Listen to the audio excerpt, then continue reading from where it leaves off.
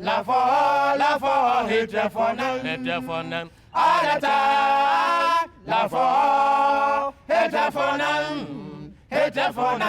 For Islam stand for peace.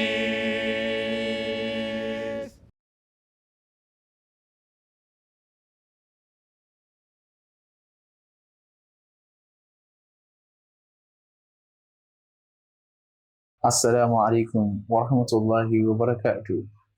Beloved viewers of MTA, we are here on another episode of Inspirational Africans.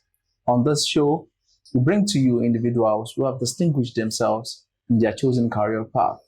And for today's episode, we have our guest, Rasheed Fasomo Falola is a distinguished educator, legal expert, and public administrator with a rich history of service and commitment to the development of his community.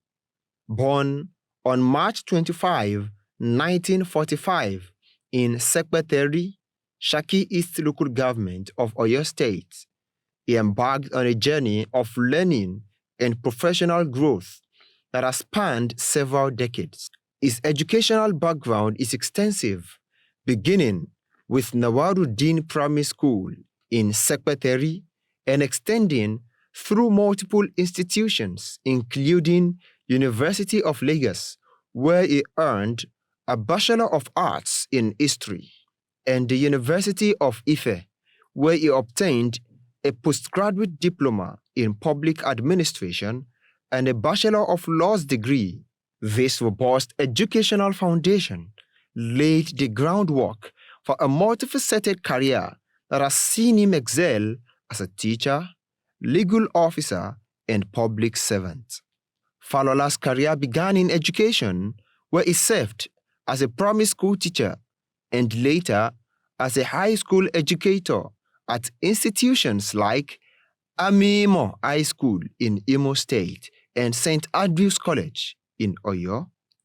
His passion for public service led him to roles such as Secretary and Legal Officer at the Ibadan Metropolitan Planning Authority and the Ogun-Osun River Basin Development Authority in Abeokuta.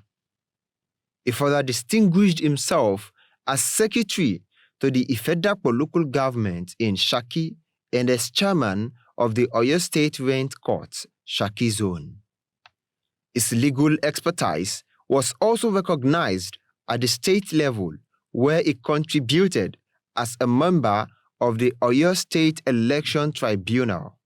Rasheed Fasomo Falola's career reflects a deep commitment to justice, education, and public service, making him a respected figure in Oyo State and beyond. His life's work continues to inspire those who value dedication, knowledge, and service to the community. you're welcome back. Today, we have Barrister Rasheed Fasomo Falola. Assalamu alaikum wa rahmatullahi wa barakatuh. Alaikum salam wa rahmatullahi wa barakatuh. You're highly welcome to this Thank you very much. episode of Inspirational Africans. Thank you. Barrister Rasheed, can we meet you? I'm Rasheed Fasomo Falola. I was born 25th of March 1945 at Shepeteri, Shaki East Local Government of Oyo State. I had my primary education at the Nawaruddin Primary School in Shepeteri between 1950 and 1957, where I had my primary education. I was born into a Muslim home of the Nawaruddin sect. Oh.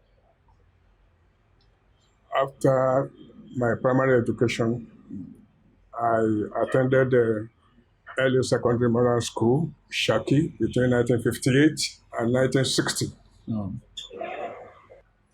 After I had taught for about 3 years at the Nawaruddin School Secretary, between 65 and 67, I gained admission to the Government Teacher Training College, Surulere, for my teacher's grade 2 course, which I did in 1968 and 69 Surulere, the one in in Lagos, Lagos, State. Oh, Baja Street, Baja Street, in okay. Lagos.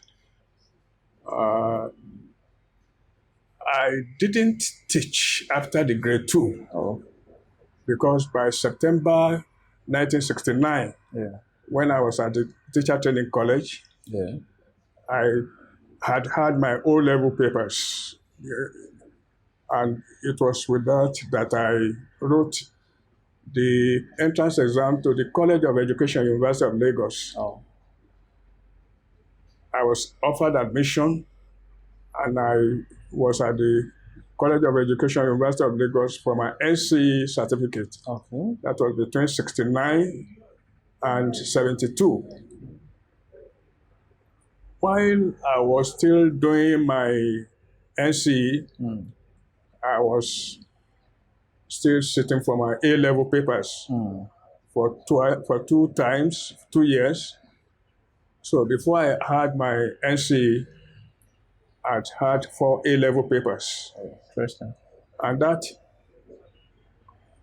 gave me the opportunity to apply for my BA History at the University of Lagos again, which I did between 1972 and 75. So BA is a Bachelor of Arts. Bachelor of Arts in History. So I had 2 certificates from the University of Lagos. That was the NCE and the BA History. I then went for my NYSC in the old East Central State, now comprising of the 5 states of the Eastern States.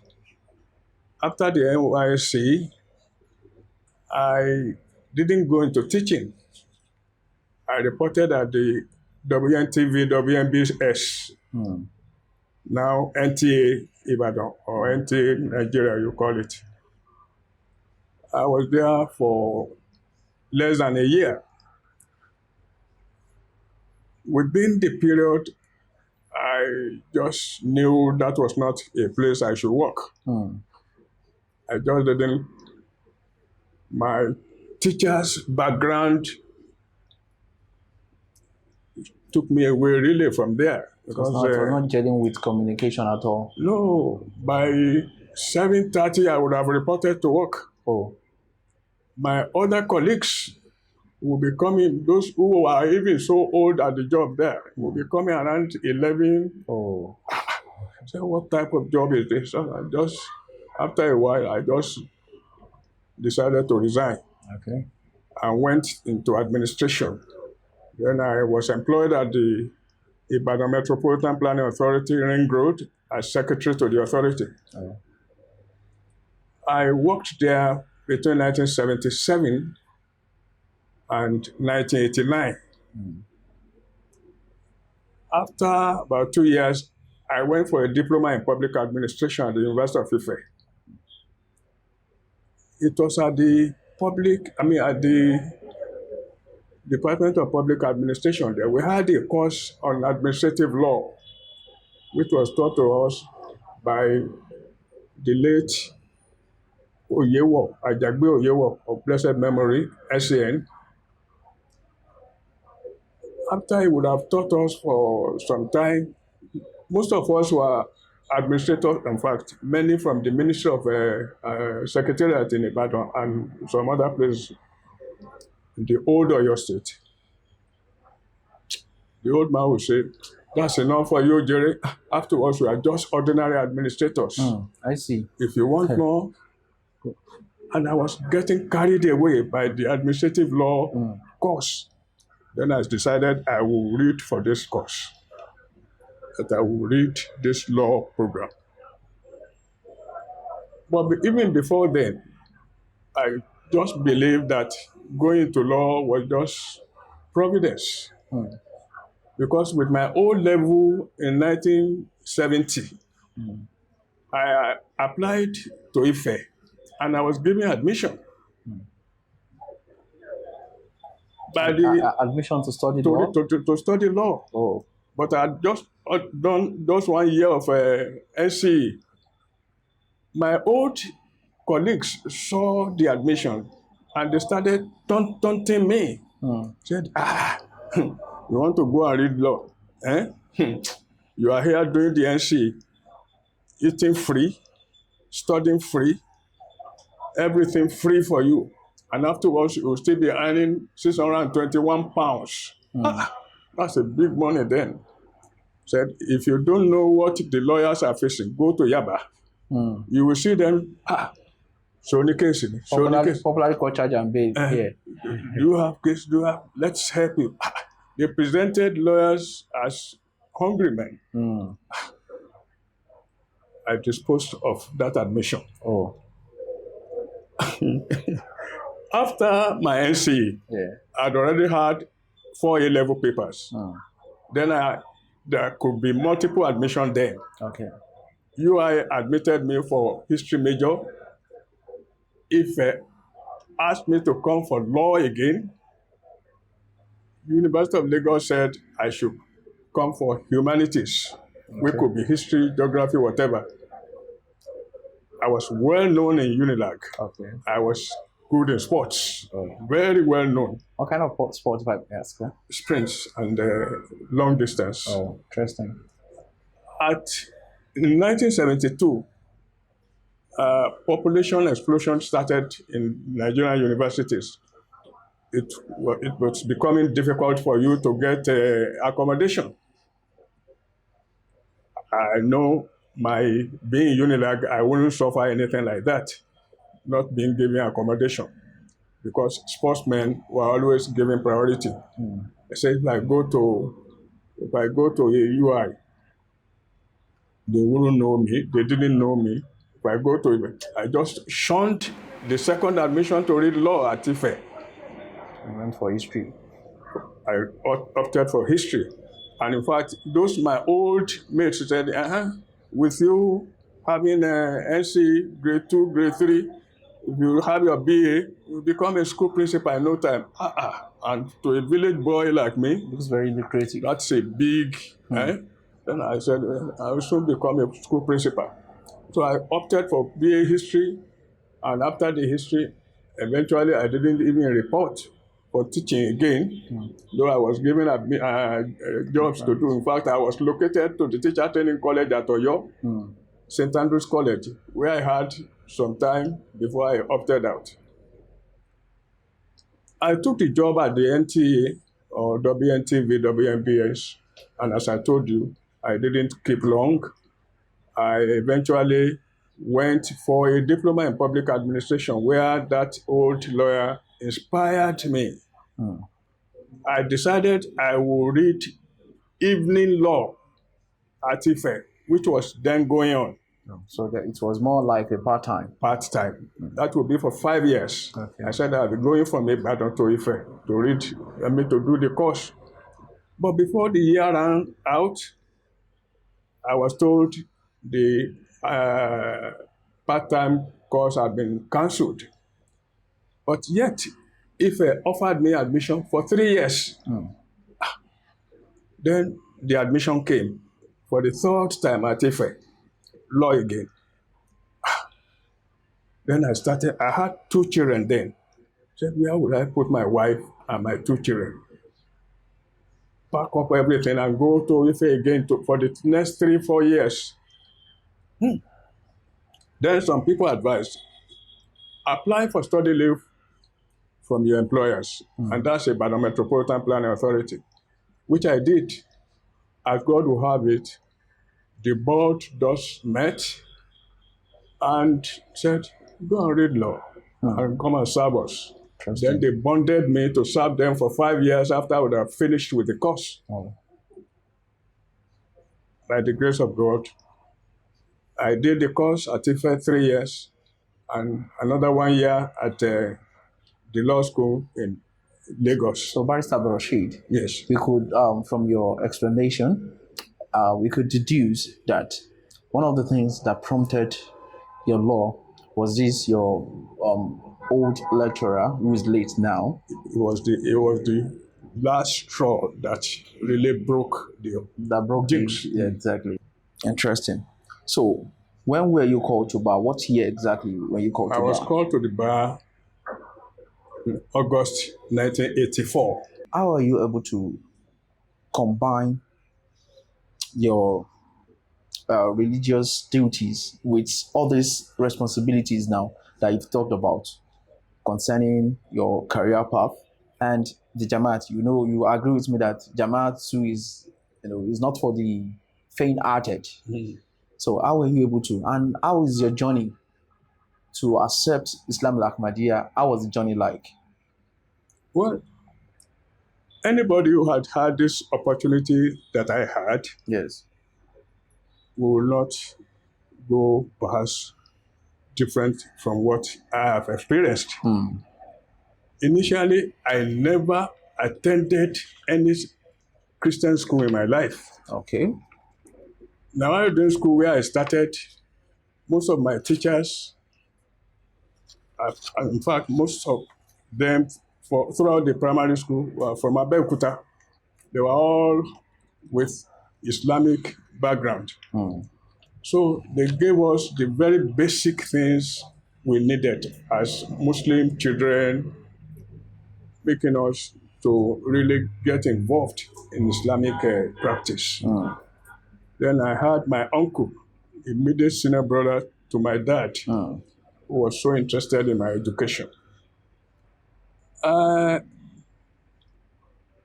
By the time I was at the teacher training college, that was 1968, it was when I met the former Sada of Ahmadiyya Muslim Jamaat, the late AWA Sadar Majlis Ansarullah. Ansarullah, Okay.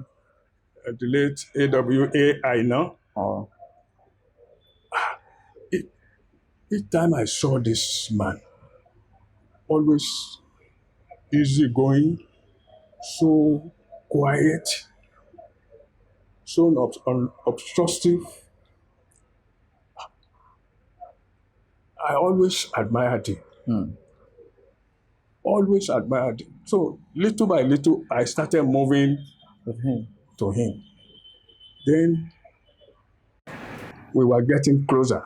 We were not in the same class. He was at least a year older than me in the school. Okay. So one of the days, he said he would like to take me to Lagos. And we went to Jogiwa.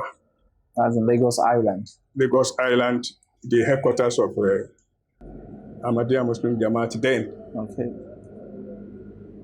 He bought some books for me, like Shafru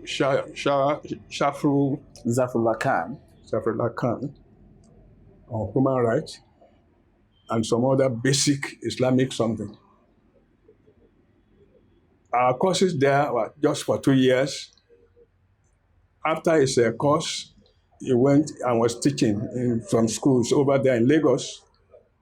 As I told you, it was from the teacher training college that I moved to the College of Education. Exactly.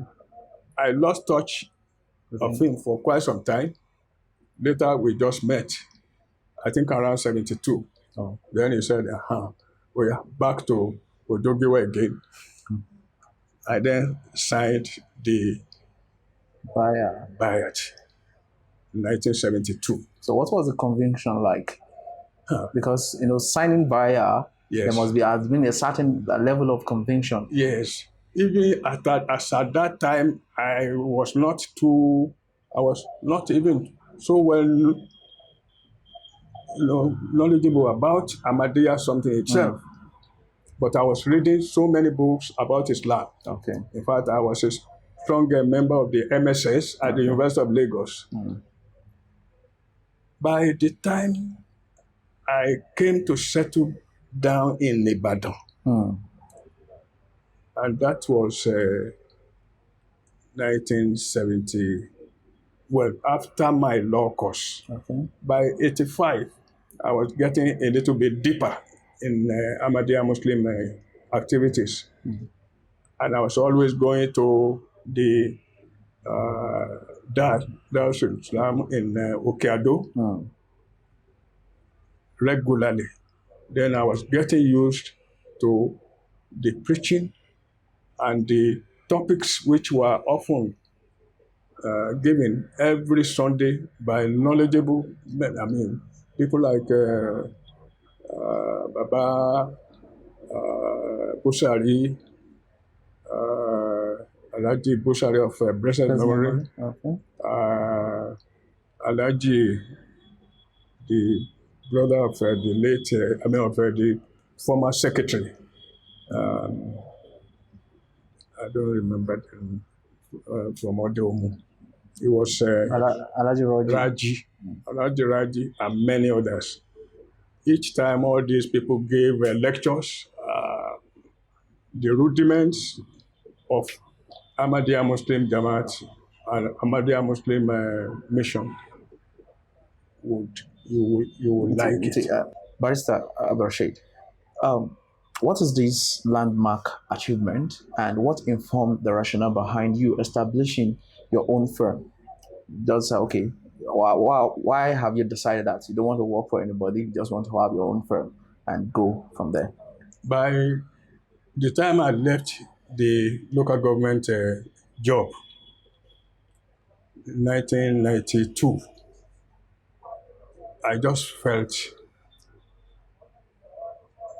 there was no point taking any other job in the public service. Even before then, while I was still in service, I was always working in line, working with those who were our retainers in the offices where I worked. At the Ibadan Metropolitan Planning Authority, after I had been called, we had some legal retainers who were always going to court for our cases. Okay. I took it as a point of duty to go to court with them to see the basic things needed in practice. Okay. When I was at Ogunshun had the legal retainer of Dr. Lateef Adegbite. Okay.